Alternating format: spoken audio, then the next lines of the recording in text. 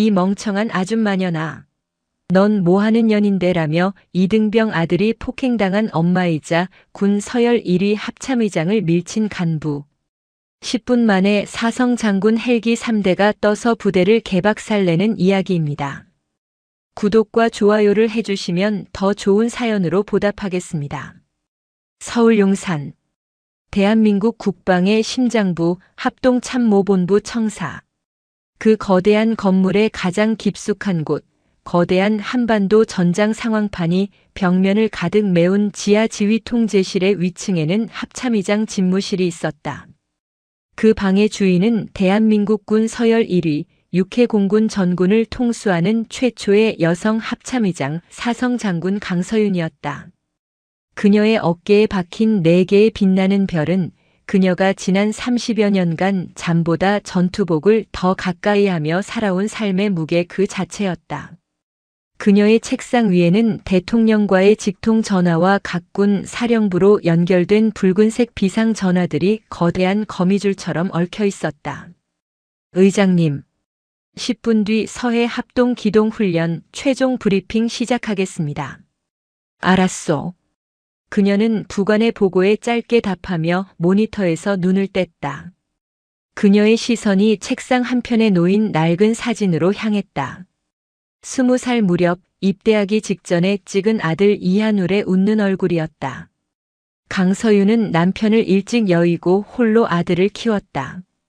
그녀가 별을 다는 동안 아들은 홀로 저녁을 먹는 날이 더 많았다. 그림 그리기를 좋아하고 시끄러운 것보다 책을 좋아하던 아이. 그런 아들이 다른 누구도 아닌 가장 혹독하다는 해병대에 자원 입대하겠다고 했을 때 그녀는 차마 말리지 못했다. 어쩌면 평생 군복 속에 숨어 산 어머니를 아들은 그렇게라도 이해하고 싶었는지 모른다. 그 아들이 지금 강화도 서해 최전방의 해병대 제2사단 청룡부대에 있었다. 강서윤은 일정을 확인했다. 오늘 오후 그녀에게는 공식적으로 3시간의 공백이 있었다. 그녀는 결심했다. 오후 일정 전부 취소하시오. 예, 의장님. 하지만 국방부. 긴급 안보 상황 발생 시 즉시 복귀한다. 그 외에는 어떤 연락도 받지 않겠소. 관용차도 필요 없다. 그녀는 30년 만에 처음으로 합참의장이 아닌 어머니로서의 타령을 감행하기로 했다. 그녀는 별이 박힌 전투복을 벗고 평범한 검은색 정장으로 갈아입었다. 수많은 훈장 대신 얇은 스카프를 둘렀다. 그녀가 집무실을 나서는 순간 그녀는 서열 1위의 사성 장군이 아닌 그저 아들이 보고 싶은 한 명의 어머니일 뿐이었다. 그녀의 개인 세단이 강화대교를 넘었다. 서울의 번잡함이 사라지고 거대하고 붉은 해병대 표지판과 함께 갯벌 위로 길게 늘어선 철책선이 나타났다. 지뢰라는 살벌한 경고판과 강 건너 북녘 땅을 응시하는 해안 초소들이 이곳이 전쟁의 최전선임을 실감케 했다. 같은 시각 해병대 제2사단 정문 면회실. 야, 이한울. 걸레질 그따위로 할래. 이한울 이병이 바닥에 엎드려 미친 듯이 걸레를 문지르고 있었다. 그의 등 뒤로 면회실 관리병인 백상길 병장이 다리를 꼬고 앉아 과자를 씹어먹고 있었다. 죄송합니다. 죄송하면 다야 이 개새끼가. 오늘 내 엄마 온다고 아주 기분이 날아가시죠? 백 병장이 낄낄거리며 과자 부스러기를 바닥에 툭 털었다. 다시 닦아. 네. 한울은 입술을 깨물었다. 자대 배치를 받은 그날부터 지옥은 시작됐다. 어수룩한 성격, 굼뜬 동작, 그리고 책이나 읽는 나약함. 그는 해병대의 거친 문화 속에서 완벽한 먹잇감이었다. 면회실 관리 책임자인 황덕배 중사가 자판기 돈통을 털며 그 광경을 지켜보고 있었다. 그는 이 모든 상황을 알면서도 철저히 묵인했다. 오히려 그가 백병장을 부추겼다. 군기는 저런 놈을 잡아야 잡히는 거라면서. 면회객 방문입니다. 방송이 울렸다. 한울의 심장이 철렁 내려앉았다. 잠시 후 면회실 문이 열리고 검은 정장 차림의 강서윤이 들어섰다. 한우라. 서윤은 아들을 발견하고 환하게 웃으려다 그 자리에 얼어붙었다. 불과 몇 달 만에 본 아들은 뼈와 가죽만 남은 채 회색빛으로 질려 있었다. 웃으려 애쓰는 입술은 터져 있었고 짧은 해병대 머리카락 아래 관자놀이 부근에 희미하게 가라앉지 않은 멍자국이 선명했다. 무엇보다 아들의 눈. 어릴 적 총명하게 빛나던 그 눈은 지금 공포와 체념으로 죽어 있었다. 어머니, 오셨습니까? 한울이 경례를 붙이려다 사복 차림의 어머니를 보고 황급히 손을 내렸다. 얼굴이 왜 이래? 어디 아픈 거야? 서윤이 아들의 MT 얼굴을 만지려 손을 뻗었다. 한울은 자기도 모르게 움찔 어깨를 움츠리며 뒤로 물러섰다. 서윤의 심장이 얼음물에 담긴 듯 차가워졌다. 야전 지휘관 출신인 그녀의 본능이 비명을 질렀다. 아들이 지금 극도의 공포 상태에 놓여 있음을. 아닙니다. 훈련이 좀 힘들어서 그렇습니다. 밥은 잘 먹는 거지? 네. 그럼요. 여기 맛있습니다. 서윤은 애써 싸운 음식을 펼쳤다. 아들이 가장 좋아하던 갈비찜과 잡채였다. 하지만 한울은 음식에 거의 손을 대지 못했다. 그의 눈동자는 음식이 아닌 구석에서 자기들끼리 낄낄거리는 황덕배 중사와 백상길 병장을 향해 공포에 질린 채 떨리고 있었다. 서윤은 더 이상 참을 수 없었다. 이건 정상이 아니었다. 한울아, 똑바로 말해. 무슨 일이야? 누가 너 괴롭혀? 그녀의 목소리가 낮고 단호하게 가라앉았다. 어머니의 목소리가 아닌 지휘관의 목소리였다. 바로 그때였다. 한울이 긴장한 나머지 어머니가 건네준 따뜻한 차가 담긴 보온병을 놓쳤다. 쨍그랑. 쇠로 된 보온병이 바닥에 떨어지며 요란한 소리를 냈고 뜨거운 물이 바닥으로 쏟아졌다. 면회실의 모든 소리가 멎었다. 황덕배 중사와 백상길 병장의 낄낄거리던 웃음소리가 멈췄다. 두 사람의 시선이 얼어붙은 한울과 쏟아진 물을 향해 천천히 돌아갔다. 정적은 단 3초를 넘기지 못했다. 이런 개씨발. 백상길 병장의 입에서 거친 욕설이 터져나왔다. 그는 먹던 과자 봉지를 집어 던지며 자리에서 벌떡 일어났다. 내 애미가 싸운 밥 처먹을 자격도 없는 새끼가 지금 면회실 바닥까지 조져나? 그는 성큼성큼 한울에게 다가와 망설임 없이 한울의 멱살을 움켜쥐었다. 어머니 강서윤이 바로 옆에 앉아 있었지만 그는 전혀 개의치 않았다. 지금 뭐 하시는 겁니까? 강서윤이 자리에서 벌떡 일어났다. 그녀의 전신에 피가 거꾸로 솟구치는 분노가 치밀었다. 당장 그 손 놓지 못해. 백상길은 서윤을 힐끗 쳐다보았다. 그의 눈에는 일말의 두려움도 없었다. 오히려 방해받았다는 짜증과 경멸이 가득했다. 아줌마는 빠져. 그는 한울의 멱살을 쥔 채 면회실 구석 자판기 뒤편의 좁은 창고형 공간으로 그를 거칠게 끌고 갔다. 죄송합니다. 백 병장님. 제가. 닥쳐 이 버러지 새끼야. 쾅. 백상길이 한울을 창고 벽으로 밀어붙이는 둔탁한 소리가 들렸다. 그리고 곧바로 서윤의 귀에 결코 들려서는 안 될 소리가 들려왔다. 퍽, 퍽, 윽. 이 새끼가. 여기가 내 집 안방인 줄 알아? 퍽. 군홧발이 복부를 걷어차는 살이 찢어지고 뼈가 울리는 소리였다. 당장 문 열어. 서윤이 창고 문으로 달려가려던 순간 면회실 책임자인 황덕배 중사가 팔짱을 낀 채 그녀의 앞을 막아섰다.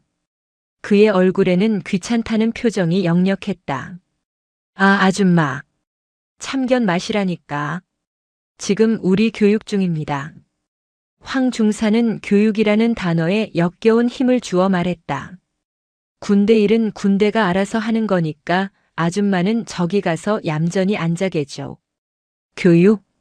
서윤의 목소리가 얼음장처럼 차가워졌다. 사람을 짐승처럼 두들겨 패는 게 당신들 해병 때의 교육 방식인가? 당신 간부야. 저 폭행을 당장 멈추게 해. 아, 시끄럽네, 진짜. 황 중사가 귀를 후비며 인상을 썼다. 바로 그때 창고 문이 다시 열리고 땀에 젖은 백상길 병장이 셔츠가 찢어진 한우를 머리채를 잡아 끌고 나왔다. 한울은 이미 반쯤 정신을 잃은 듯 입가에 피가 배어 있었다. 백 병장은 한울을 서윤의 발치에 짐승처럼 내던졌다. 하늘아. 서윤이 비명을 지르며 아들에게 달려가려 했다. 백상길이 그런 서윤을 향해 손가락질하며 비웃었다. 교육시켜도 이 모양인데 어쩝니까? 아줌마 아들, 네 아들은 처 맞을만 하니까 때린 겁니다. 하도 병신 같고 굼떠서 여긴 해병대라고요. 이 정도 깡도 없는 새끼는 매일 쳐 맞아도 싸. 서윤은 숨이 멎는 것 같았다. 그녀는 분노로 떨리는 손을 애써 감추며 이 지옥 같은 공간의 책임자를 노려보았다. 황 중사. 라고 했나. 당신. 그리고 저 병사. 당신들. 지금 제정신인가. 내가 이 모든 일을 당신들 상급부대에 당장 보고하겠소. 그녀는 본능적으로 면회실 벽에 걸린 부대 지휘관 개통도를 찾았다. 사단장, 연대장, 대대장. 보고? 어따 보고하게? 황덕배 중사가 그녀의 시선을 가로막으며 앞으로 한 걸음 다가섰다. 그는 이제 노골적으로 그녀를 위아래로 훑어보며 비웃었다. 아줌마가 군대를 알기나 해? 어디서 주워들은 건 있어가지고. 상급부대? 헌병대? 맘대로 하셔. 어차피 그 양반들도 내 말 듣지 아줌마 말 안 들어. 그는 서윤의 어깨를 손가락으로 툭 밀쳤다.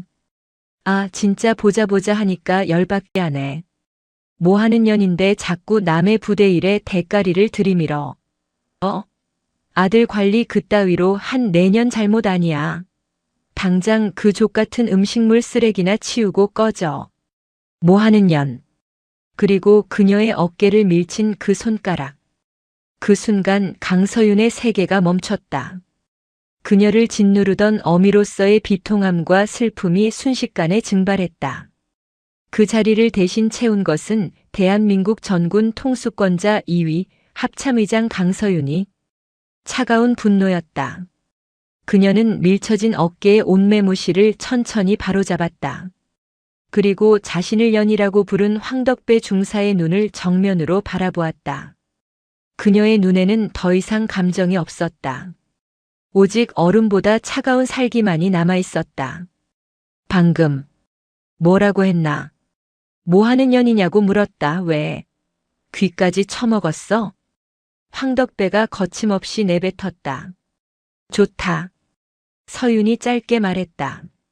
그녀는 더 이상 이 버러지들과 대화할 가치를 느끼지 못했다. 그녀는 핸드백이 아닌 정장 안주머니에서 검은색의 투박한 군용 보안 스마트폰을 꺼냈다. 어이구, 황 중사님. 저 아줌마 드디어 일일이 누른답니다. 백상길이 박장대소를 했다. 서윤은 그들의 조롱을 무시한 채 단축번호 1번을 길게 눌렀다. 신호음이 한 번 울리기도 전에 전화가 연결되었다. 수화기 너머로 다급하고 절도 있는 목소리가 들려왔다. 충성. 해병대 사령관입니다. 황덕배와 백상길의 웃음소리가 멎었다. 해병대 사령관이라는 단어는 그들도 알아들을 수 있었다. 강서윤은 쓰러진 아들을 내려다보며 얼어붙은 두 놈을 곁눈질로 훑으며 얼음처럼 차가운 목소리로 말했다. 나 합참의장 강서윤이요. 합참. 의장? 백상길 병장의 입에서 바람 빠지는 소리가 났다. 그가 씹던 과자가 바닥으로 후두둑 떨어졌다.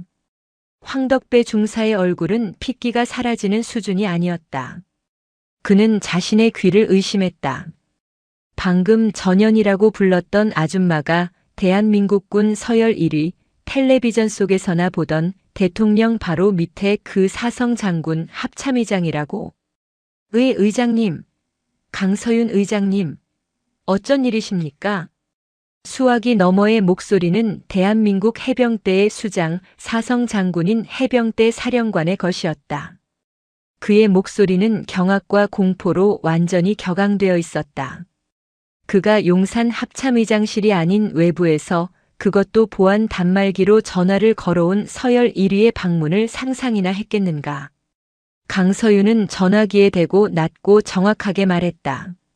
그녀의 시선은 여전히 황덕배의 눈에 고정되어 있었다. 사령관, 내가 지금 귀관이 관할하는 강화도 해병대 제2사단 청룡부대 정문 면회실에 와 있소. 예, 의장님, 제가 전혀 몰랐습니다. 즉시 내 아들이 여기서 복무 중이라 어미 노릇하러 잠시 들렀소. 그런데 서윤의 목소리가 한 톤 더 낮아졌다. 면회실의 공기가 얼어붙어 병사들의 입에서 하얀 입김이 나올 지경이었다. 방금 귀관의 부하인 황덕배 중사와 백상길 병장이 내 아들을 이 면회실 바닥에서 짐승처럼 짓밟는 것을 내 두 눈으로 똑똑히 목격했소. 수화기 너머에서 크 하는 숨막히는 소리가 들렸다. 황덕배 중사는 그 자리에 다리가 풀려 주저앉았다. 그의 뇌가 작동을 멈췄다. 자신이 방금 무슨 짓을 했는지 그제야 거대한 공포가 온몸을 덮쳤다. 서윤은 그를 경멸스럽게 내려다보며 말을 이었다. 그들은 내 아들이 처맞을만 했다고 말했소. 그리고 내가 제지하자 나를 밀치며. 그녀는 황덕배를 정확히 가리켰다. 저자가 나에게 뭐하는 년인데 관여하냐고 묻더군. 해병대 사령관은 대답이 없었다. 그것은 대답을 못하는 것이었다. 대한민국 사성 장군이 자신의 부하에게서 전군 통수권자인 합참의장에게 그런 모욕이 가해졌다는 보고를 받았을 때 할 수 있는 말은 아무것도 없었다. 사령관. 예, 의장님. 말씀하십시오. 지금부터 10분 주겠소. 예, 10분이다. 10분 안에 귀관과 해병대 이사단장이 헬기를 타고 이 면회실 바닥에 직접 도착하지 않으면. 서윤은 잠시 말을 끊었다. 난 이걸 해병대 전체의 조직적 기강 회의와 부패로 간주하겠소. 그리고 합참의장 직권으로 해병대 사령부 전체에 대한 무기한 특별 합동 감찰을 지시할 것이요. 의장님, 제발. 내 시계로 지금부터 9분 50초 남았소. 이건 합참의장의 경고가 아니라 명령이다. 딸깍. 서윤은 전화를 끊었다. 면회실은 무덤보다 더 조용했다. 합참. 의장. 님. 황덕배 중사가 덜덜 떨리는 목소리로 바닥을 기어 서윤의 구두 끝을 잡으려 했다. 자, 잘못했습니다. 제가 눈이 멀어서 몰라 배웠습니다. 더러운 손 치워. 서윤의 목소리는 얼음 그 자체였다. 그녀는 구두를 털어내듯 황덕배의 손을 밀어냈다. 백상길 병장은 이미 상황 파악을 포기했다. 그는 구석에서 하는 소리만 내며 마치 넋이 나간 사람처럼 허공을 바라보고 있었다. 강서윤은 더 이상 그 두 버러지에게 시선조차 주지 않았다. 그녀는 급히 쓰러진 아들 한울에게 달려갔다. 하늘아, 정신 차려. 엄마 왔다. 괜찮아. 이제 다 괜찮아. 그녀가 아들을 부축해 안는 순간 한울은 참았던 울음을 터뜨렸다. 엄마. 흐흐. 무서웠어. 매일. 알아. 엄마가 다 알아. 미안하다. 엄마가 너무 늦게 와서. 정말 미안하다, 아들. 그녀는 아들의 찢어진 입가를 닦아주며 자신의 정장 재킷을 벗어 아들의 몸을 감쌌다. 평생 군복만 입어왔던 그녀의 어깨가 합참의장의 별이 아닌 어미의 슬픔으로 가늘게 떨리고 있었다. 그 순간이었다. 멀리서 하지만 아주 빠르게 두두두두두두두 하늘을 찢는 굉음이 들려오기 시작했다. 한 대가 아니었다.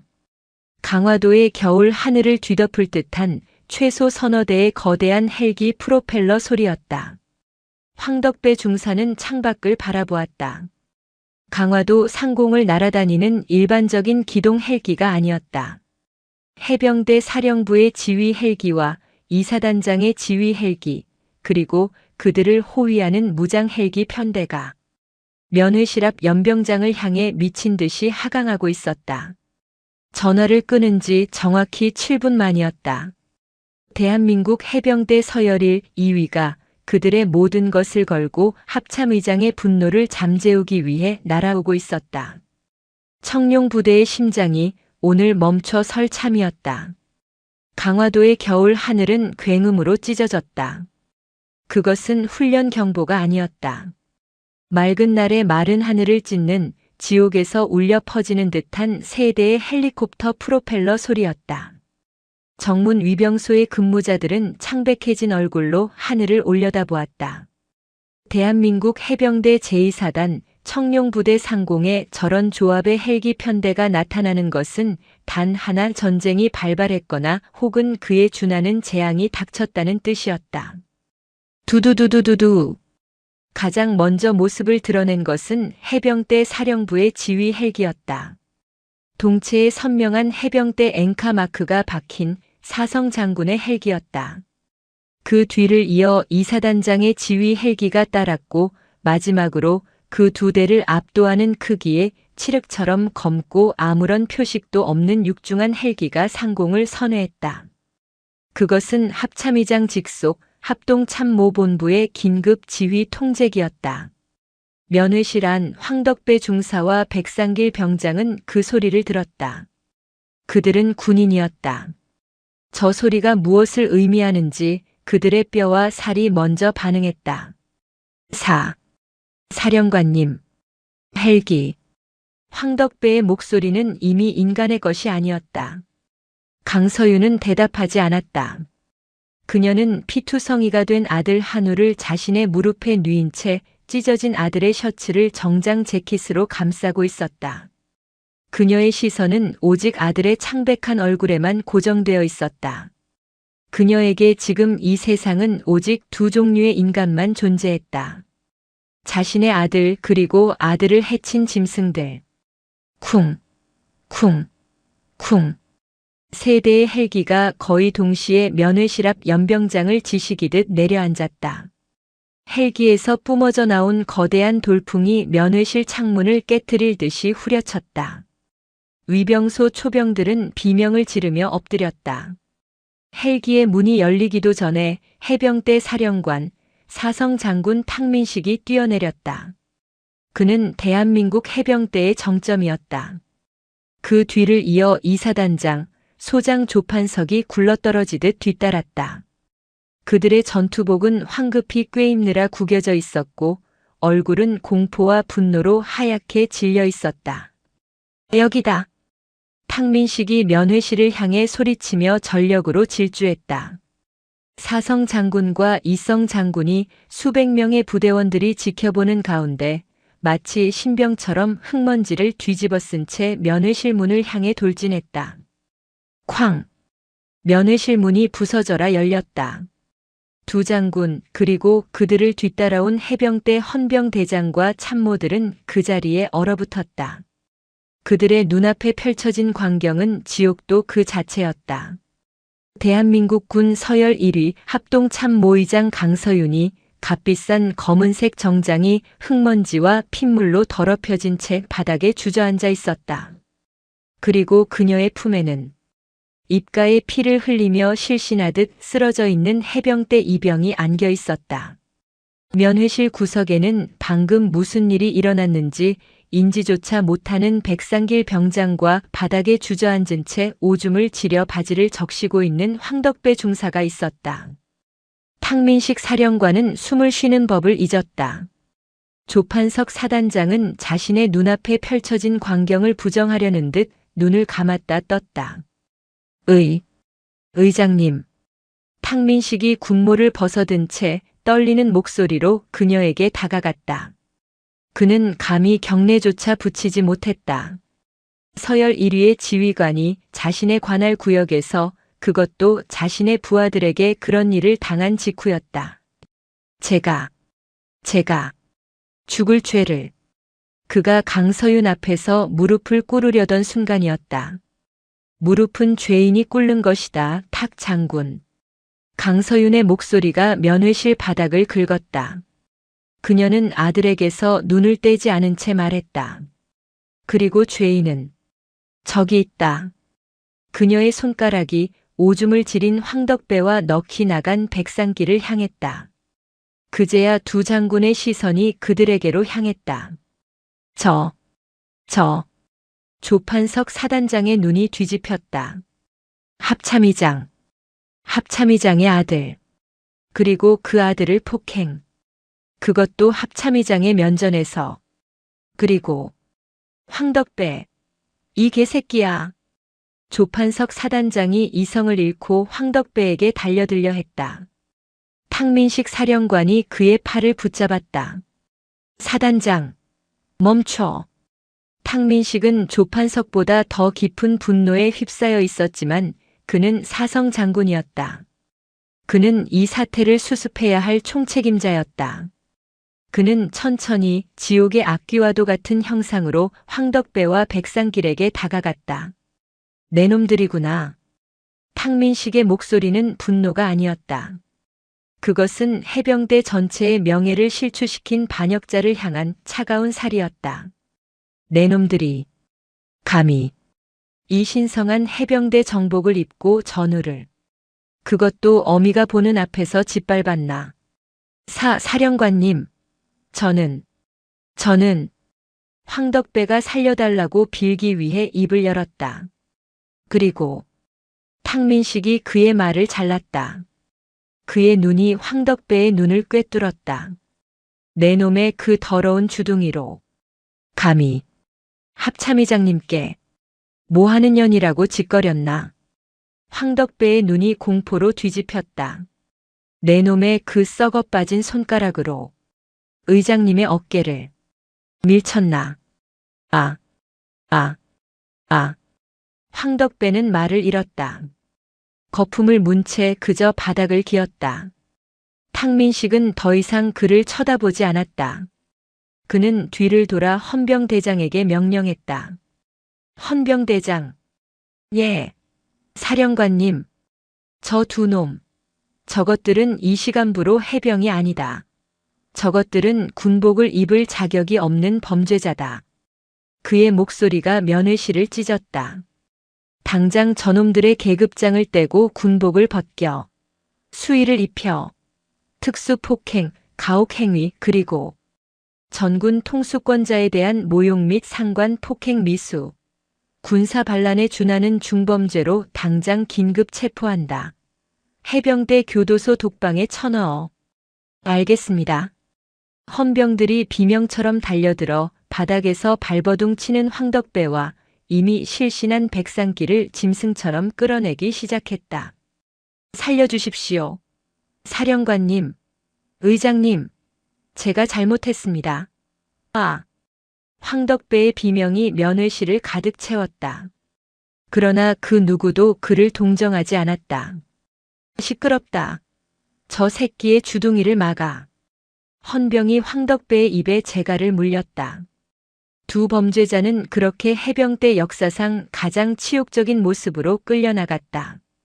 모든 소란이 끝나고 면회실에는 다시 정적이 찾아왔다. 강서윤은 그제야 천천히 아들을 안은 채 일어섰다. 그녀의 검은 정장은 아들의 피와 흙먼지로 엉망이 되어 있었다. 의장님, 용서를. 조판석 사단장이 다시 한번 머리를 조아렸다. 강서윤은 그를 무시했다.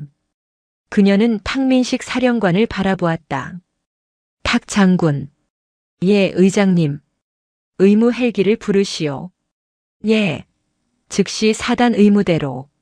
사단 의무대가 아니다. 서윤이 그의 말을 잘랐다. 그녀의 눈빛은 그녀의 부대를 단 하나도 신뢰하지 않는다는 뜻을 명확히 담고 있었다. 지금 당장 용산 국군수도병원 외상센터장에게 직접 연락해. 합참의장 명령으로 최고의 외상팀을 준비시키라고. 내 아들은 여기서 단 1초도 더 머물 수 없소. 합참 지휘 헬기로 내가 직접 이송하겠소. 그것은 해병대 사령관과 이사단장 면전에 대고 날린 가장 큰 불신이자 가장 무거운 질책이었다. 조판석 사단장의 얼굴이 하얗게 질렸다. 자신의 부대에서 발생한 환자를 합참의장이 직접 자신의 헬기로 수도병원으로 빼내 가겠다는 선언이었다. 이사단은 완벽하게 무시당했다. 알겠습니다, 의장님. 즉시 조치하겠습니다. 탕민식이 이를 악물고 대답했다. 잠시 후 칠흑 같은 합참 지휘 헬기가 다시 한번 거대한 바람을 일으켰다. 강서윤은 의무병의 도움도 거절한 채 직접 아들을 안고 헬기에 올랐다. 헬기 문이 닫히기 직전 그녀는 연병장에 망부석처럼 서 있는 탕민식 사령관과 조판석 사단장을 내려다보았다. 두 사람, 꼼짝 말고 거기서 대기하시오. 예, 내가 내 아들을 병원에 눕히고 다시 돌아올 테니. 그녀의 목소리는 약속이었다. 지옥으로 다시 돌아오겠다는 약속. 헬기는 거대한 굉음과 함께 강화도의 하늘을 벗어났다. 흙먼지가 가라앉은 연병장에는 자신들의 운명이 어떻게 될지 모르는 두 장군만이 처형을 기다리는 죄수처럼 공포에 질린 채 서 있었다. 강화도 해병대 제2사단 청룡부대의 심장부인 지휘통제실. 한반도 서해안의 모든 해안선과 북한의 동양이 거대한 스크린에 펼쳐진 그곳은 지금 전쟁 상황실보다 더한 침묵과 공포에 휩싸여 있었다. 해병대 사령관 탕민식과 이사단장 조판석은 마치 상급 법원의 판결을 기다리는 피고인처럼 거대한 스크린 앞 지휘관석에 굳어 있었다. 강서윤 의장은 정확히 1시간 반 만에 돌아왔다. 그녀는 용산 수도병원에 아들을 내려놓자마자 흙먼지와 핏자국이 그대로 묻은 정장 차림으로 다시 강화도에 강림했다. 그녀의 곁에는 이제 그녀의 군복 입은 그림자 합참 작전본부장 삼성 장군과 합참 감찰실장 이성 장군이 도열해 있었다. 강서윤은 지휘관석에 앉지 않았다. 그녀는 상황판 앞에 선 채 두 해병대 장군을 돌아보았다. 병원 기록이 방금 도착했소. 그녀의 목소리는 감정 없이 메말라 있었다. 갈비뼈 2대 골절, 좌측 신장 타박상으로 인한 내부 출혈, 안면부 열상. 그리고 그녀는 차마 다음 말을 잊지 못하다가 눈을 감고 내뱉었다. 몸 전체에서 발견된 시기가 다른 수십 개의 피하 출혈, 즉 상습적인 폭행의 흔적이 발견되었소. 탕민식 사령관이 주먹을 꽉 쥐었다. 조판석 사단장은 이제 얼굴이 백지를 넘어 회색빛으로 죽어 있었다. 탁 장군. 예, 의장님. 이건 실수가 아니오. 이건 사고가 아니야. 이건 이 부대의 만연한 관습이요. 강서윤이 조판석 사단장을 향해 돌아섰다. 조 사단장. 자네는 어미가 보는 앞에서 아들을 짓밟을 만큼 편안하게 폭력을 저지를 수 있는 그 관습을 그동안 뭘 하고 있었나? 의장님, 죄송합니다. 제가 지휘 책임을. 책임? 서윤이 차갑게 웃었다. 자네가 지금 그 책임이라는 단어를 입에 올릴 자격이 있나? 내가 오늘 여기 오지 않았다면, 내 아들이 합참의장 아들이 아니었다면, 내 아들은 저기서 맞아 죽었을지도 모르고 자네는 그걸 부대 부적응 병사의 불의의 사고 따위로 보고했겠지. 아닙니다. 의장님, 억울합니다. 억울해? 그럼 증명해 보시오. 이 사태가 황덕배와 백상길 그 두 놈의 일탈이었다는 것을 강서윤은 합참 감찰실장에게 눈짓했다. 감찰실장 소장이 앞으로 나서 보안 단말기에 파일을 띄웠다. 보고드립니다. 방금 전 합참 교도소로 이감된 피의자 황덕배 중사에 대한 1차 신문 결과입니다. 황덕배는 이미 무너져 있었다. 그는 자신이 사성 장군 면전에서 뭐하는 년이라고 말한 순간 자신의 군 생활은 물론 남은 인생 전체가 끝장났음을 깨달았다. 그는 살기 위해 모든 것을 불었다. 황덕배 중사는 이한울 이병에 대한 가혹 행위 대부분을 시인했습니다. 문제는 공범입니다. 공범? 그는 자신 혼자 주도한 것이 아니라고 주장하고 있습니다. 그는 감찰실장이 조판석 사단장과 탕민식 사령관을 힐끗 쳐다보았다. 이한울 이병의 직속 상관인 중대장 남기훈 대위 그리고 대대장 오치강 중령이 이 사실을 알고 있었거나 최소한 묵인, 방조했다고 진술했습니다. 지휘통제실의 공기가 10도 이상 내려갔다. 조판석 사단장의 다리가 풀렸다. 만약 이것이 사실이라면 이것은 이 사단 전체의 지휘 체계가 뿌리부터 썩어 있다는 뜻이었다. 황덕배의 진술에 따르면 감찰실장이 계속 보고했다. 이한울 이병이 자대 배치를 받았을 때 중대장 남기훈 대위가 황 중사를 따로 불러 저놈 합참의장 아들이다라고 귀띔했다고 합니다. 강서윤의 눈이 가늘어졌다. 알고 있었다. 남 대위는 황 중사에게 절대 특혜 시비가 붙어서는 안 된다. 다른 놈들보다 2배로 굴리고 2배로 엄하게 다뤄라. 그래야 뒤탈이 없다고. 사실상 특별 관리를 지시했다고 합니다. 특별 관리. 강서윤의 입에서 신음 같은 소리가 새어나왔다. 황 중사는 이것을 상관의 승인으로 받아들였고 백상길 병장을 사주하여 이한울 이병을 조직적으로 괴롭히기 시작했습니다. 그는 이 모든 행위가 부대 기강을 위한 필요하기자 중대장과 대대장의 비호 아래 이루어지고 있다고 굳게 믿고 있었습니다. 보고가 끝났다. 강서윤은 아무 말도 하지 않았다. 그녀는 그저 상황판에 떠있는 강화도 지도를 바라보고 있었다. 그녀의 분노는 이미 그 임계점을 넘어섰다. 남은 것은 차가운 결단뿐이었다. 탁 장군, 조 사단장, 예 의장님, 두 사람. 이 보고를 듣고도 여전히 억울하다는 말이 나옵니까? 두 장군은 아무 말도 하지 못했다. 그들의 부대는 합참의장의 아들이라는 이유로 그 아들을 보호한 것이 아니라 오히려 특혜 시비를 피한다는 명목으로 폭력의 구렁텅이로 밀어넣었다. 이것은 그 어떤 변명으로도 용서받을 수 없는 군 지휘부의 가장 추악한 배신이었다. 감찰실장, 예 의장님. 이 시간부로 합참 감찰실은 제2해병사단 전체에 대한 무기한 특별 지휘 감찰에 돌입한다. 사단장의 지휘권을 정지시키고 모든 정보 접근 권한을 감찰실로 이관한다. 알겠습니다. 이것은 사실상의 쿠데타였다. 합참의장이 최전방 사단 하나의 지휘권을 통째로 박탈해버린 것이다. 그리고 그녀는 조판석 사단장을 돌아보았다. 지금 당장 그 오만하고 무능한 중대장 남기훈 대위 그리고 그자의 대대장 오치강 중령을 이 자리로 끌고 오시오. 그녀의 목소리는 조용했지만 그 안에 담긴 분노는 백령도의 파도보다 거칠었다.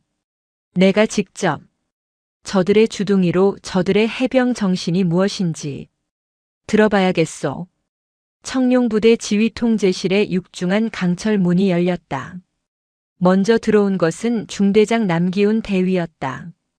그의 얼굴은 사색이 되어 있었고 빳빳하게 다려 입은 해병대 전투복은 땀으로 축축하게 젖어 있었다. 그 뒤를 이어 대대장 오치강 중령이 굳은 표정으로 들어섰다. 그는 애써 태연한 척하려 했지만 미세하게 떨리는 턱의 근육을 감추지 못했다. 두 장교는 방 안에 도열한 대한민국군의 정점들을 보고 숨이 멎었다. 합동참모의장 사성, 해병대 사령관 사성, 합참작전본부장 삼성, 합참감찰실장 이성, 그리고 자신들의 사단장 이성. 그들은 자신들의 군 생활 전체를 통틀어 본 별들을 지금 이 자리에서 한꺼번에 마주하고 있었다. 그리고 그 모든 별들이 오직 두 사람 자신들을 꿰뚫어 볼 듯이 노려보고 있었다. 충, 성, 대대장 중령 오치강, 중대장 대위 남기훈, 의장님께 대하여 됐다. 강서윤이 그들의 요란한 경례를 손짓으로 막았다. 그녀는 상황판 앞에서 돌아섰다. 그녀의 피 묻은 정장이 그 어떤 장군의 군복보다 더 위압적이었다. 남기훈 대위. 예. 의장님. 자네가 내 아들 이한울 이병의 중대장인가? 예. 그렇습니다.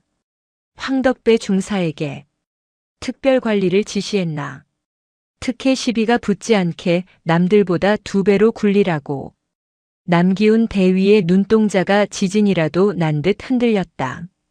그는 황덕배가 그렇게 빨리 모든 것을 풀어버렸을 줄은 상상도 못했다. 그것은 의장님, 오해십니다. 저는 그런 폭력을 지시한 것이 아니라 그저 해병으로서 뭐. 강서윤이 그의 앞으로 한 걸음 다가섰다. 해병으로서 갓 자대에 배치된 아직 모든 것이 서툰 이등병을 선임들의 폭력에 노출시키는 것이 자네의 지휘 방침인가? 아닙니다. 하지만 이한울 이병은 솔직히 말씀드려서 다른 병사들과는 좀 달랐습니다. 체력도 약하고 내성적이고 이런 인원이 특혜를 받는다는 소문이 돌면 부대 전체의 사기가 사기? 강서윤의 입에서 얼음 같은 웃음이 터져 나왔다. 내 놈이 말하는 그 사기가 한 병사를 짓밟아서 유지되는 것이라면 그런 해병대는 당장 해체하는 게 맞아. 내 놈은 지휘관이 아니야. 넌 그저 내 안위가 걱정되어 병사 하나를 늑대 소굴의 제물로 던져 넣은 비겁한 겁쟁이에 불과해. 의장님, 남기훈이 절박하게 외쳤다. 그때 대대장 오치강 중령이 끼어들었다. 의장님, 남 대위의 말에도 일리가 있습니다. 저희 해병대는 닥쳐라 오 중령. 강서윤의 목소리가 벼락처럼 내리쳤다. 내 놈은 중대장의 그 어리석은 판단을 바로잡아야 할 대대장이었어. 그런데 넌 뭘 했나? 황덕배의 진술에 따르면 넌 이 모든 특별 관리를 보고받고도 묵인했더군. 그것은 중대장의 지휘 권한을 존중. 강서윤은 오치강 중령의 바로 눈앞까지 다가섰다. 사성 장군의 위압감이 중령의 숨통을 옥죄었다. 내 아들의 갈비뼈가 부러지는 순간에도 내 놈은 중대장의 권한을 존중하고 있었나? 황덕배가 내 면전에서 뭐하는 년이라고 짓거리는 순간에도 내 놈은 그자의 사기를 존중하고 있었냔 말이다. 내 놈들은 지휘관이 아니야. 공범이다. 아니, 주범이다. 강서윤은 두 사람에게서 돌아섰다. 그녀는 이 추악한 변명을 더 이상 들어줄 가치가 없었다. 그녀는 해병대 사령관 탁민식을 바라보았다. 탁 장군. 예, 의장님. 이 두 사람. 이 시간부로 보직 해임하시오. 오치강과 남기훈의 눈이 절망으로 커졌다. 보직 해임. 그것은 군인에게 내려지는 사회적 사망 선고였다. 합참 감찰실은 이 두 자를 즉시 직무유기 및 가혹 행위 방조 혐의로 입건하고 군 검찰로 이송하시오. 나는 내일 아침 대통령께 이 두 자의 군복을 벗기는 것을 공식 건의할 것이오. 의장님, 안 됩니다. 제발. 한 번만 기회를. 두 장교가 비명을 지르며 매달리려 했지만 양옆을 지키고 있던 합참 헌병들이 그들의 입을 막고 팔을 꺾어 지휘 통제실 밖으로 끌어냈다. 쾅! 문이 닫히고 청룡 부대의 대대장과 중대장이 사라졌다. 지휘 통제실은 다시 침묵에 잠겼다. 이사단장 조판석은 이제 자신의 운명도 저들과 다르지 않음을 깨닫고 모든 것을 포기한 표정으로 서 있었다. 강서윤은 지친 듯 처음으로 의자에 주저앉았다. 그녀는 자신의 피 묻은 손을 내려다보았다. 탁 장군, 조 사단장, 예 의장님, 오늘 이 부대는 무너졌소. 그녀는 고개를 들었다. 하지만 무너진 곳에서 다시 세워야지. 이번 사태의 모든 책임은 내가 합참의장으로서 그리고 조 사단장과 탁 사령관이 해병대의 수장으로서 함께 져야 할 것이오. 그녀는 조판석 사단장을 바라보았다.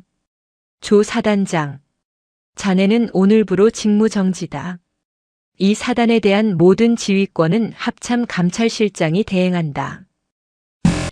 명령 받들겠습니다. 조판석이 마지막 경례를 붙였다.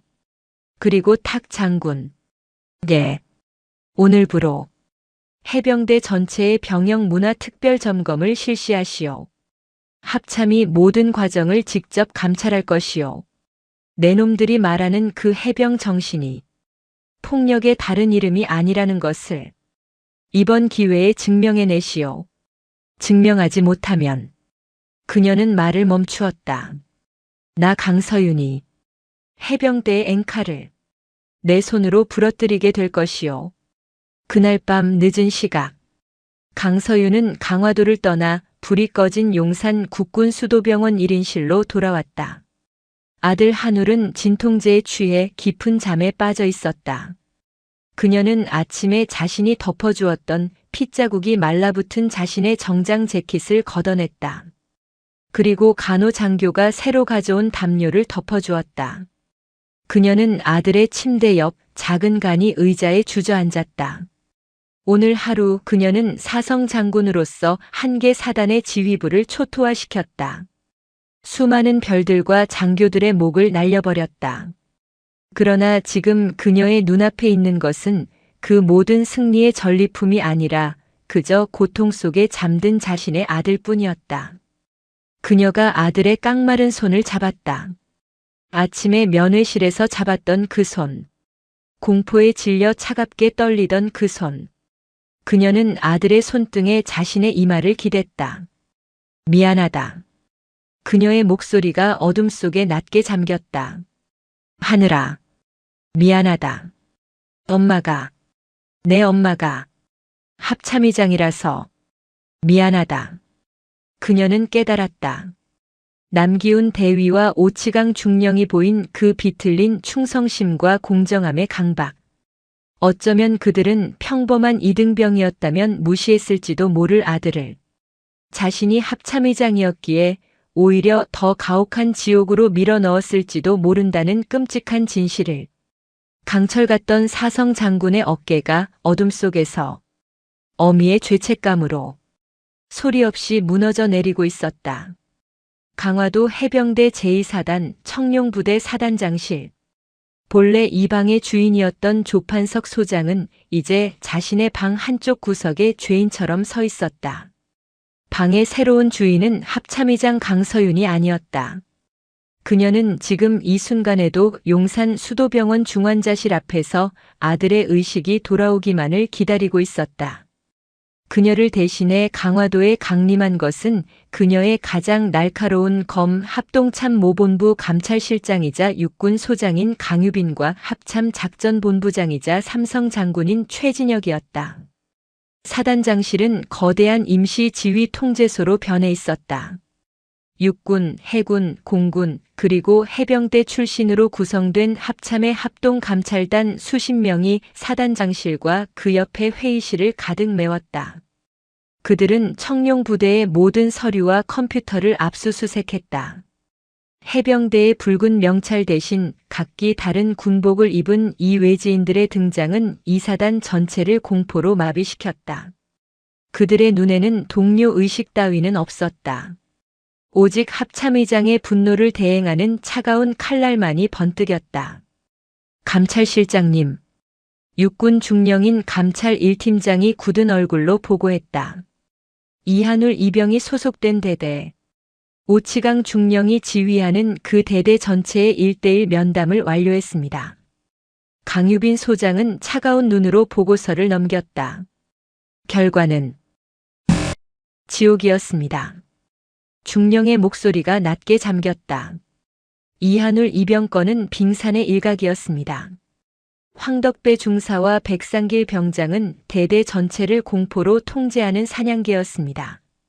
두 사람에게 상습적으로 폭행당하거나 금품을 상납한 병사가 현재까지 확인된 것만 27명입니다. 27. 고막이 파열된 병사, 손가락 관절이 뒤틀린 병사, 심지어 황덕배의 사주를 받은 백상길에게 장난삼아 가혹 행위를 당해 정신과 진료가 필요한 병사도. 그동안 사단 감찰부는 뭘 했나? 강유빈의 목소리에 살기가 어렸다. 그것이 문제입니다. 중령은 다른 서류처를 꺼냈다. 지난 6개월간 이 대대에서 상급 부대로 올라간 공식적인 소원 수리는 단 한 건도 없었습니다. 말이 된다고 생각하나? 27명이 지옥 속에 살았는데 소원 수리가 0건? 네. 그래서 저희가 대대 행정반의 내부 서버를 복구했습니다. 그리고 이걸 발견했습니다. 중령이 모니터에 파일을 띄웠다. 그것은 폐기 폴더에 숨겨져 있던 수십 개의 소원 수리 원본 파일이었다. 병사들의 절박한 비명, 부모님들의 애절한 호소가 담긴 글들이었다. 이 모든 것을 대대장 오치강 중령의 지시로 중대장 남기훈 대위가 직접 누락시키고 은폐했습니다. 강유빈 소장은 주먹을 꽉 쥐었다. 이유는 부대 평가 때문이었습니다. 오치강 중령은 다음 달 대령 진급 심사를 앞두고 있었습니다. 사고 없는 부대라는 평가를 받기 위해 그는 모든 병사의 입을 틀어막았습니다. 황덕배와 백상길은 그에게 사고를 치는 놈들을 정리해주는 해결사였고 그 대가로 포상 휴가와 근무 열외를 받아 챙겼습니다. 이건 부대가 아니라 범죄 조직이다. 최진혁 삼성 장군이 낮게 으르렁댔다. 이것만이 아닙니다.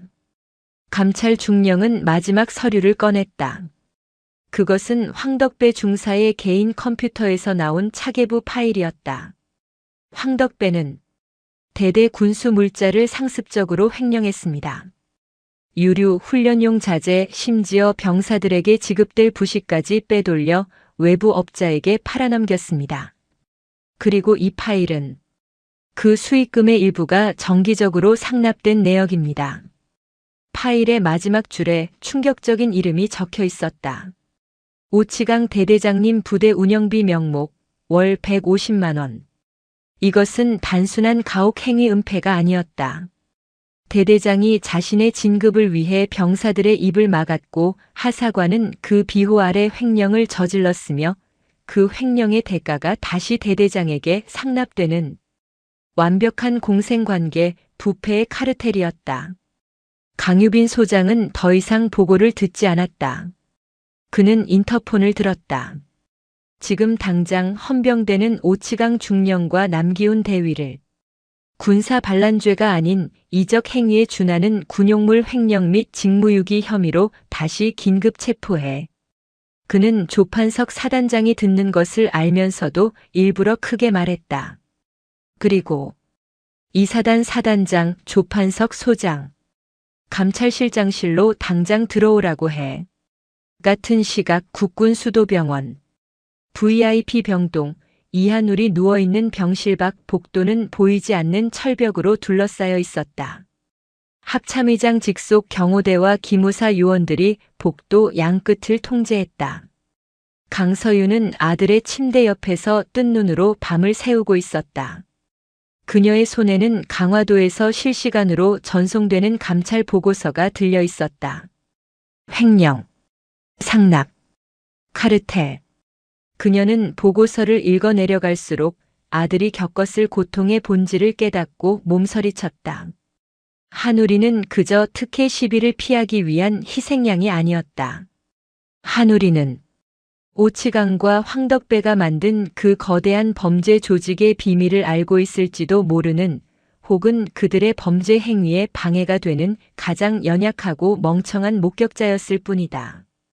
그들은 한우리를 관리한 것이 아니었다. 그들은 한우리를 제거하려 했던 것이다.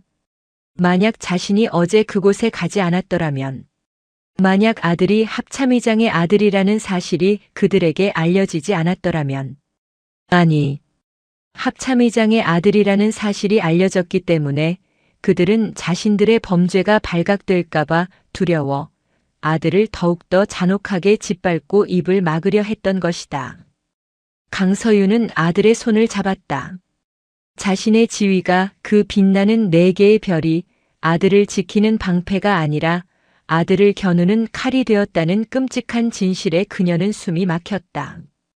그때 아들의 눈꺼풀이 미세하게 떨렸다. 엄마.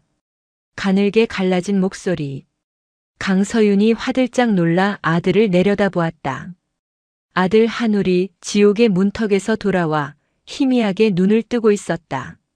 하늘아, 하늘아, 정신이 들어? 그녀가 다급하게 의사를 불렀다. 한울의 초점 없는 눈이 한참을 헤매다 마침내 핏물이 묻은 어머니의 정장 소매를 알아보았다. 엄마. 아들의 눈에서 공포도 분노도 아닌 그저 뜨거운 눈물 한 줄기가 흘러내렸다. 나 맞다가 꿈을 꿨어요. 엄마가 별 4개 달고 헬기 타고 날 데리러 오는 꿈. 강서윤은 터져나오는 울음을 삼키며 아들의 손을 MT 얼굴에 비볐다. 꿈 아니야. 하늘아, 꿈 아니야. 엄마 왔어. 엄마가 여기 있어. 한울은 희미하게 웃는 듯 했다. 다행이다. 꿈이 아니라서. 그 한마디를 끝으로 한울은 다시 깊은 잠에 빠져들었다. 강서윤은 아들의 그 한마디에 지난 30년간 군인으로서 쌓아올린 모든 이성과 통제가 무너져 내리는 것을 느꼈다. 그녀는 아들의 침대맡에 엎드려 소리 없이 울부짖었다. 그것은 사성 장군의 눈물이 아니었다. 아들을 지옥에서 구해낸 어미의 처절한 안도와 분노의 통곡이었다. 그녀가 다시 고개를 들었을 때 그녀의 눈은 핏물처럼 붉게 충혈되어 있었다. 그녀는 강화도의 감찰실장 강유빈 소장에게 전화를 걸었다. 강 소장. 예, 의장님. 수고했어.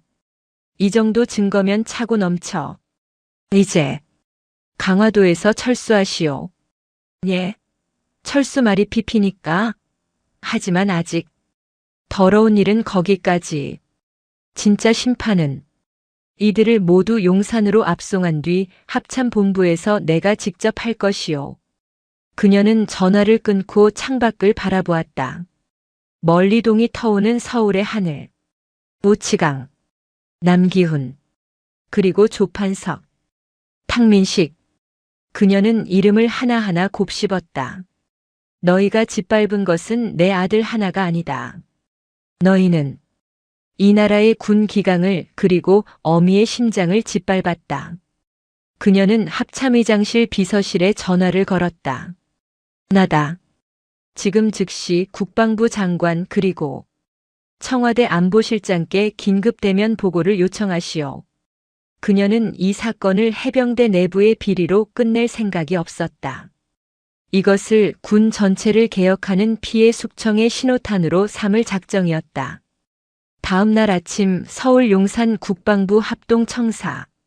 대한민국 국방의 모든 정책과 전략이 결정되는 가장 높고 견고한 성체. 그 심장부인 국방부 장관실 옆 최고 위급 전략회의실에는 얼음장 같은 정적이 감돌았다. 타원형의 거대한 테이블. 그 상석에는 국방부 장관 이순신과 청와대 국가안보실장 서희가 앉아 있었다. 그리고 그들 옆으로 육군, 해군, 공군 참모총 장사성 장군들이 굳은 얼굴로 배석해 있었다. 그리고 그들 맞은편 피고인석처럼 보이는 자리에 해병대 사령관 탕민식 사성 장군이 홀로 앉아 있었다. 오늘 이 자리는 한지수 의장의 사적 복수를 질책하는 자리가 아니었다. 이것은 강서윤 합참의장이 군 전체의 수뇌부를 소집하여 해병대라는 조직 전체를 심판대에 올린 비공식적인 군사 재판정이었다.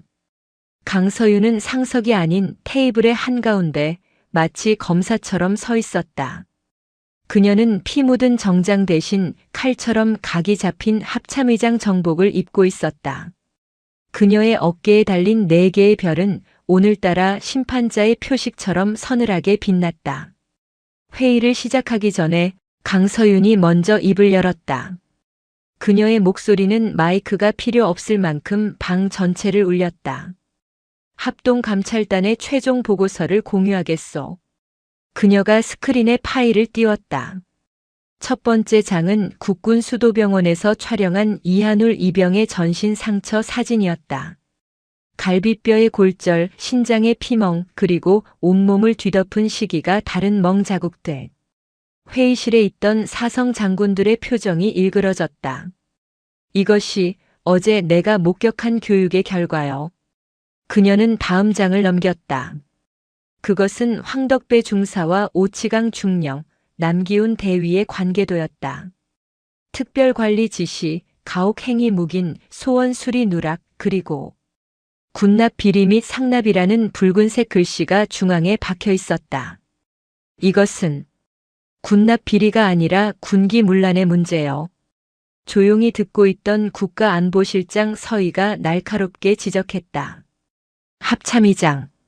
물론 해병대 이사단의 비리는 충격적이요.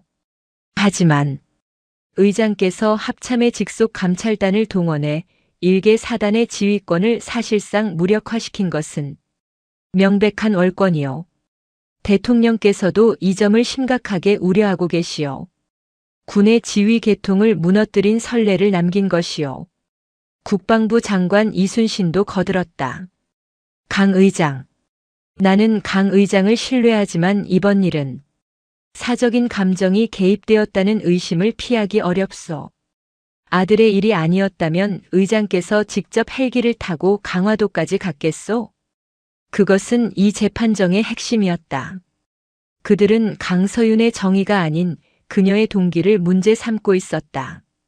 모든 시선이 강서윤에게 쏠렸다.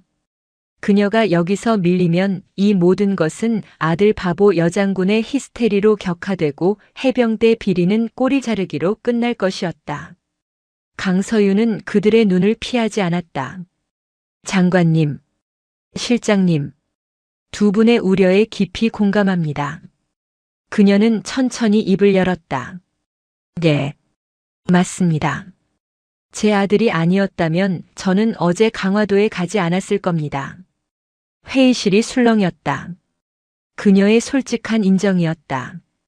하지만 그녀의 목소리가 강철처럼 단단해졌다. 제가 만약 제 아들이 아니라는 이유로 어제 감찰단이 발견한 그 27명의 다른 아들들의 비명을 외면했다면 저는 오늘 이 자리에 합참의장으로서 서 있을 자격이 없습니다. 그녀는 스크린에 어젯밤 감찰단이 확보한 다른 피해 병사들의 익명 진술서를 띄웠다. 황덕배 중사가 아버지 수술비가 급하다고 해서 돈을 빌려줬는데 갚으라고 하자 죽여버린다고 협박했습니다. 백상길 병장이 밤마다 저를 불러내 차마 입에 담을 수 없는 성적인 가혹 행위를 했습니다. 남기훈 중대장님께 말씀드렸지만 남자 새끼가 그 정도도 못 참냐는 말만 들었습니다.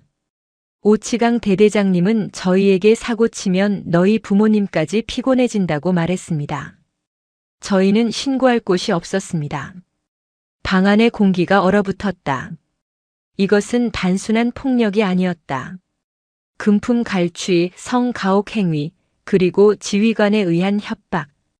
장관님, 실장님, 그리고 각 군 총장님들. 강서윤이 테이블을 돌며 그들을 하나하나 바라보았다. 이것이 제가 월권을 하면서까지 지켜야 했던 대한민국의 아들들입니다. 제가 어제 목격한 것은 제 아들에 대한 폭행이 아니었습니다. 그것은 합참의장 아들도 밟아버릴 수 있다는 썩어빠진 권력에 대한 과시였고 그 과시를 묵인하고 조장한 지휘부의 범죄였습니다. 그녀는 맞은편에 앉은 해병대 사령관 탁민식을 노려보았다. 탁 사령관, 대답해 보시오. 탁민식이 자리에서 벌떡 일어났다. 이것이 귀관이 말하는 한 번 물면 놓지 않는 해병 정신이란 말인가. 적이 아닌 가장 약한 전우의 등을 물어뜯는 것이 지휘관의 비리를 덮기 위해 병사들의 입에 재갈을 물리는 것이 그것이 청룡 부대의 전통인가. 탁민식은 거대한 체구에도 불구하고 강서윤의 분노 앞에서 초라하게 고개를 숙였다. 아닙니다. 죄송합니다. 제가 해병대를 잘못 이끌었습니다. 모든 것은 저의 책임입니다. 그것은 사성 장군의 완벽한 항복 선언이었다. 강서윤은 다시 국방부 장관과 안보실장을 바라보았다. 저는 어제 제 아들에게 엄마가 합참의장이라서 미안하다고 말했습니다. 그녀의 목소리가 미세하게 떨렸다. 제 지위가 제 아들을 지키는 방패가 아니라 오히려 관역을 그린 표적이 되었기 때문입니다. 하지만 오늘 이 자리에서만큼은 분명히 말씀드립니다. 그녀는 테이블을 주먹으로 내리쳤다. 제 아들이 겪은 그 고통을 이 나라 그 어떤 부모도 그 어떤 아들도 다시는 겪게 하지 않기 위해서라면 저는 월권이 아니라 그 이상의 것도 할 것입니다. 그것이 대통령께서 저에게 이 4개의 별을 달아주신 진짜 이유라고 믿기 때문입니다. 이것은 제 사적 복수가 아닙니다. 이것은 군 서열 1위로서의 공적 책무입니다. 회의실은 완벽한 침묵에 휩싸였다. 그녀의 논리는 완벽했다. 그녀는 자신의 가장 큰 약점이었던 어머니라는 감정을 그 누구도 반박할 수 없는 정의와 책무로 승화시켰다. 국가안보실장 서희가 길게 한숨을 내쉬었다. 그는 고개를 끄덕였다. 강 의장. 알겠소. 의장의 뜻. 대통령께 그대로 보고하겠소. 군의 기강을 바로 세우는 일에 월권이란 단어는 없을 것이요. 전폭적으로 지원하겠소. 국방부 장관 이순신도 입을 열었다. 탁 사령관. 예, 장관님. 해병대는 오늘 죽었소.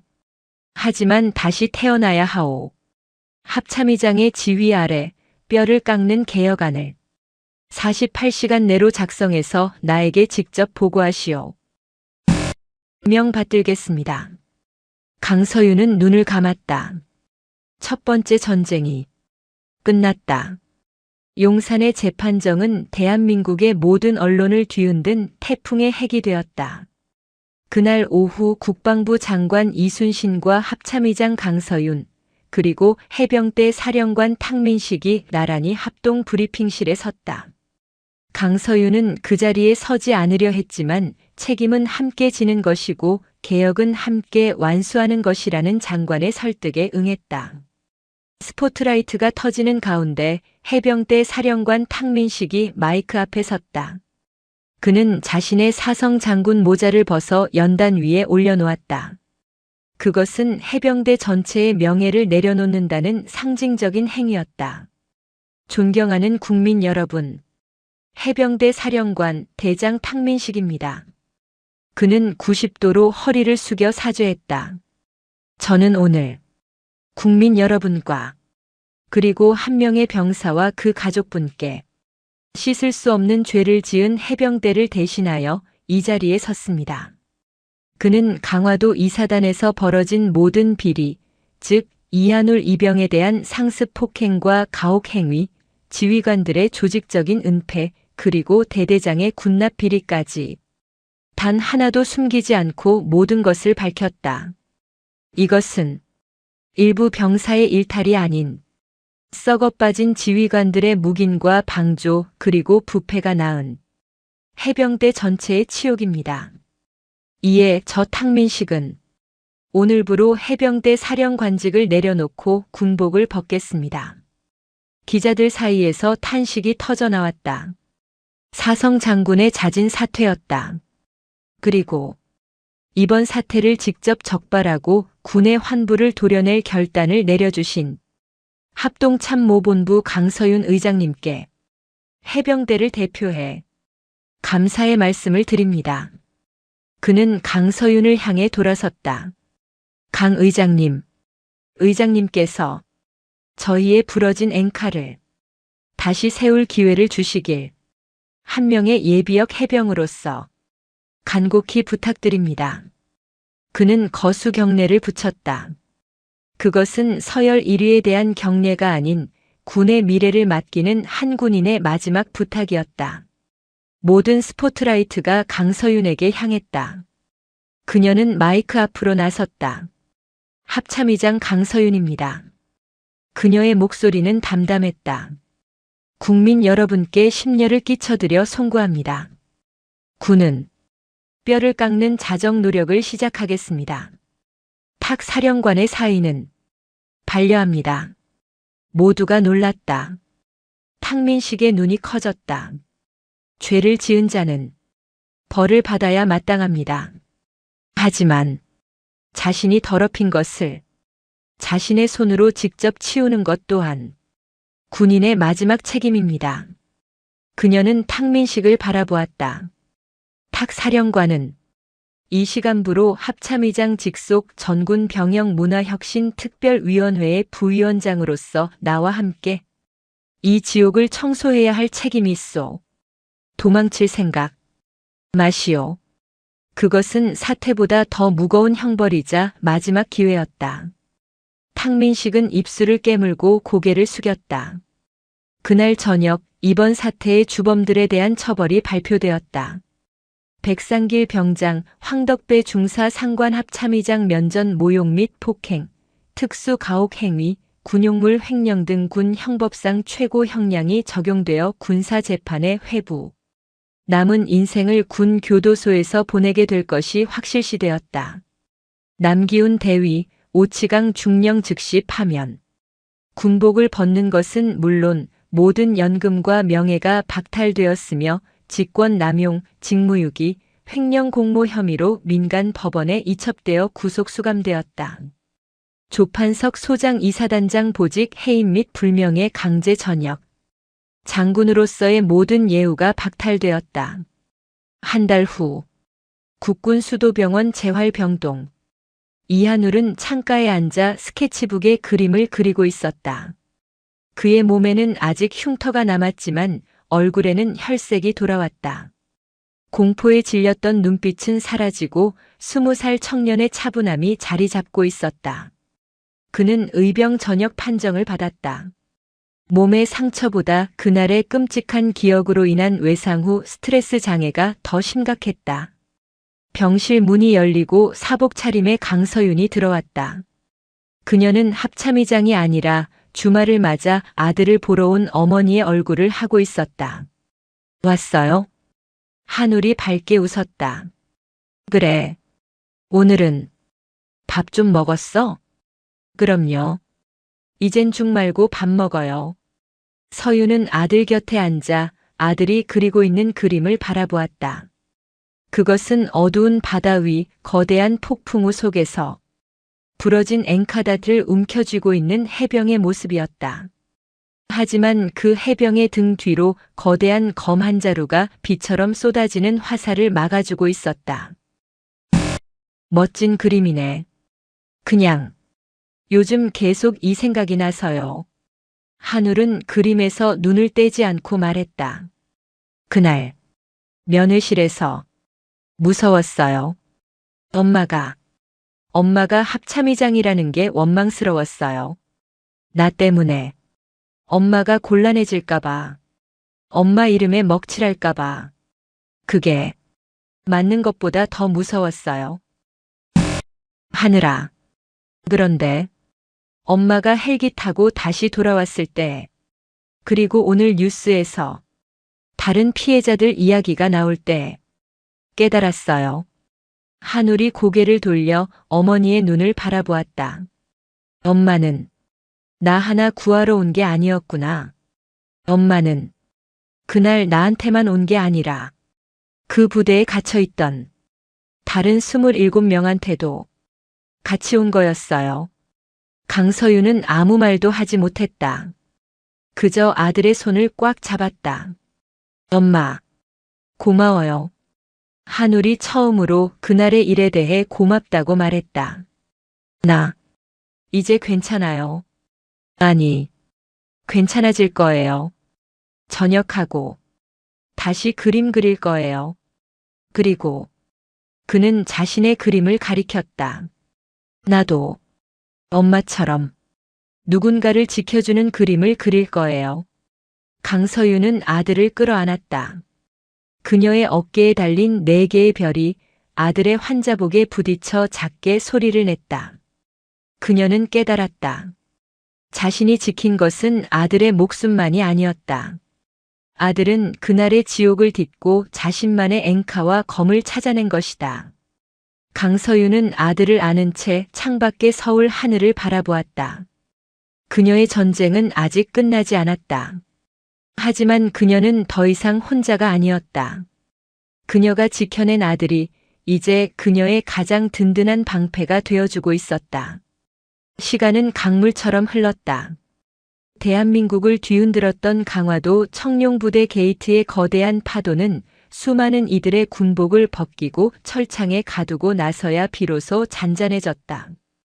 강서윤 합참의장이 용산의 재판정에서 공적 책무를 선언한 그날 이후 군은 문자 그대로 발칵 뒤집혔다.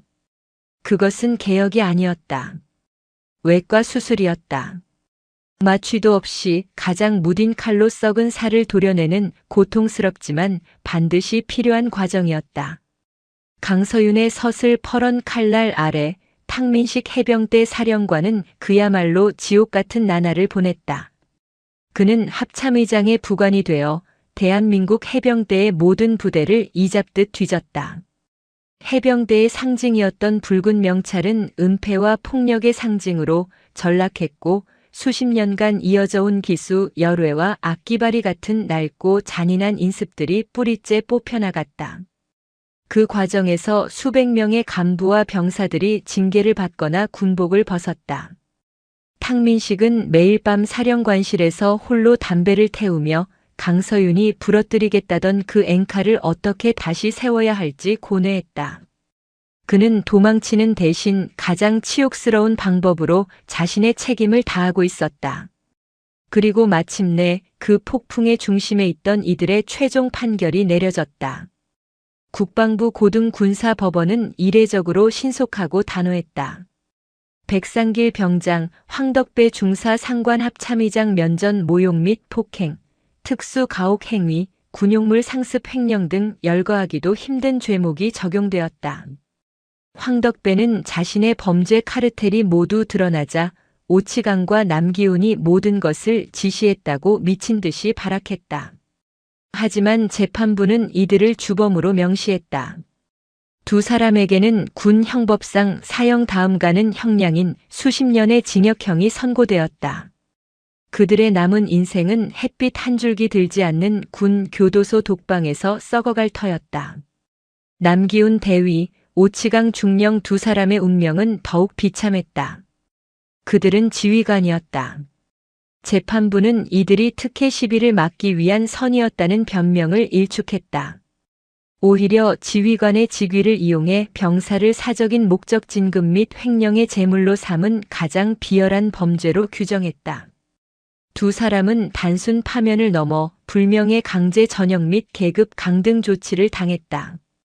그들의 모든 연금과 명예는 박탈되었으며 민간 법원으로 이첩되어 횡령 및 직권남용의 죄까지 더해져 결국 백상길과 황덕배 못지않은 긴 세월을 사회로부터 격리당하게 되었다.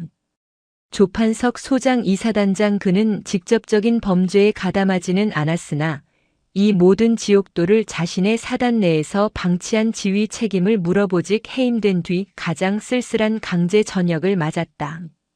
그의 마지막 전역식에는 단 한 명의 부하도 단 한 개의 훈장도 없었다. 폭풍은 그렇게 수많은 것을 집어삼키고 지나갔다. 그로부터 꼬박 6달이 흘렀다. 지옥 같던 강화도의 겨울이 가고 따뜻한 봄볕이 서울 용산 국군수도병원 재활병동의 창가를 환하게 비추고 있었다. 자, 이제 이한울님. 민간인 되신 것 축하드립니다. 군의관이 웃으며 서류 한 장을 내밀었다. 의병 전역. 갈비뼈와 신장은 회복되었지만 그날의 끔찍한 기억으로 인한 외상 후 스트레스 장애 PTSD는 그가 남은 군 복무를 감당할 수 없게 만들었다. 한울은 덤덤하게 서류에 서명했다. 지난 몇 달간 그는 병실 침대 위에서 수많은 생각을 했다. 분노했고 절망했고 원망했다. 하지만 매일같이 아무리 바빠도 단 10분이라도 얼굴을 비추려 했던 어머니의 지친 얼굴을 보며 그는 깨달았다. 자신은 더 이상 그 지옥에 갇혀 있을 수 없다고. 어머니 기다리시겠습니다. 가보시죠. 네. 감사합니다. 그동안.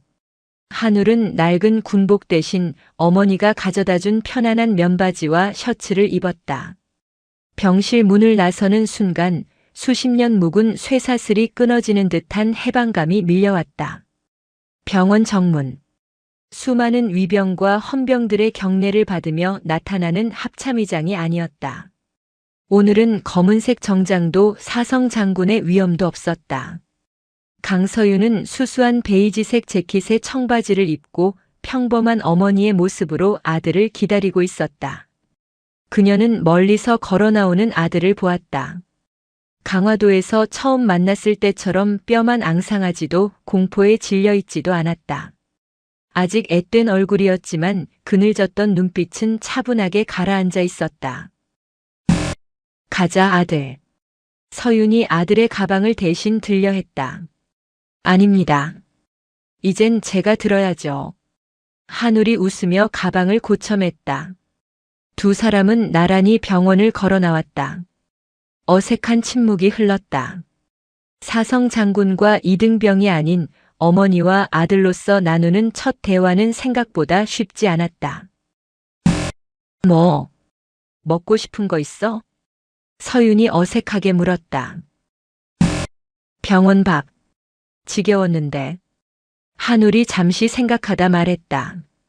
그냥 집에 가서 엄마가 끓여준 김치찌개 먹고 싶어요. 그 말에 강서윤은 그 자리에 잠시 멈춰 섰다. 지난 30년간 아들에게 김치찌개 한 번 제대로 끓여준 기억이 손에 꼽았다. 그녀는 자신이 합참의장이라는 사실도 잊은 채 눈시울이 붉어져 고개를 살짝 돌렸다. 그래. 그러자. 집에 가자. 그녀의 개인 세단이 아닌 아주 평범한 승용차가 서울의 복잡한 도로를 달렸다. 한울은 창밖으로 스쳐 지나가는 평화로운 풍경을 마치 다른 세상 사람처럼 멍하니 바라보았다. 어머니. 응? 그 사람들. 어떻게 됐는지 들었어요. 다들. 큰 벌을 받았다고. 서윤은 운전대를 잡은 손에 힘을 주었다. 응. 그들은 그들이 지은 죄의 대가를 치른 것뿐이야. 왜? 그들이. 불쌍해? 아니요. 한울은 고개를 저었다. 그냥. 무서워요. 그 사람들이. 왜 그렇게까지 됐을까? 뭐가 그 사람들을 그렇게 괴물로 만들었을까? 저도. 만약 제가 다른 사람이었으면 저도 그들처럼 됐을까요? 그것은 한울이 지난 몇 달간 스스로에게 던졌던 가장 근본적인 질문이었다. 서윤은 차를 잠시 갓길에 세웠다. 그녀는 아들을 바라보았다. 하늘아. 예. 괴물은 태어나는 게 아니야. 괴물이 되는 걸 선택하는 거지. 그녀는 아들의 어깨를 잡았다. 오치강, 황덕배. 그들은 모두 선택했어. 진급이라는 욕심을 위해, 돈이라는 이익을 위해, 그리고 폭력이라는 손쉬운 권력을 위해 스스로 괴물이 되기를 선택한 거야. 하지만 너는 그 지옥 속에서 괴물이 되기를 거부했어. 넌 맞으면서도, 그들을 원망하면서도 그들처럼 되지 않았어. 넌 끝까지 사람으로 버틴 거야. 그녀는 아들의 뺨을 쓰다듬었다. 엄마는 내가 그 지옥에서 살아 돌아온 것보다 그 지옥을 겪고도 여전히 사람으로 남아준 게 훨씬 더 고맙고 자랑스럽다, 아들. 한울은 어머니의 그 말에 그동안 억눌러왔던 마지막 응어리가 녹아내리는 것을 느꼈다. 그는 더 이상 피해자가 아니었다. 그는 생존자였다. 1년 후 서울 인사동의 한 작은 갤러리. 부러진 앵카 다시 심은 뿌리라는 제목의 작은 전시회가 열리고 있었다. 갤러리 중앙에는 그날의 기억을 담은 거대한 유화 한 점이 걸려 있었다. 그것은 칠흑 같은 어둠 속 진흙탕에 반쯤 박힌 채 부러져 있는 해병대의 앵카를 그리고 있었다.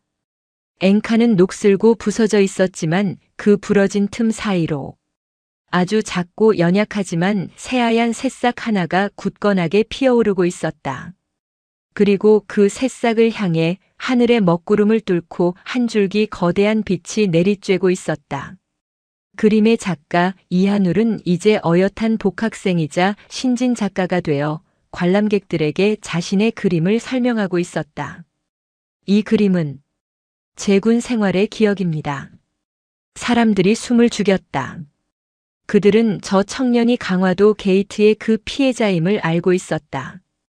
저는 모든 것이 부러지고 끝났다고 생각했습니다. 하지만 가장 깊은 절망 속에서야 깨달았습니다. 부러진 곳은 끝이 아니라 새로운 시작점이 될 수 있다는 것을, 뿌리는 상처를 먹고 자란다는 것을요. 그의 목소리는 떨리지 않았다. 차분하고 단단했다. 갤러리 한쪽 구석, 모자를 눌러 쓴 한 여성이 그 모습을 조용히 지켜보고 있었다. 강서윤이었다. 그녀는 합참의장이 아닌 아들의 첫 전시회를 축하하러 온 평범한 어머니로 그 자리에 서 있었다. 그때 한울과 눈이 마주쳤다. 한울은 관람객들에게 양해를 구하고 어머니에게로 걸어왔다. 왔네요. 그래. 멋지다, 아들. 그림이. 내가. 저 빛은 엄마예요. 한울이 그림을 가리키며 말했다. 그날 면회실에서 모든 게 끝났다고 생각했을 때 엄마가 문을 열고 들어왔어요. 저 그림 속 빛처럼. 이제 알아요. 엄마의 그 별 4개가 날 겨누는 칼이 아니라 날 지키는 방패였다는 거.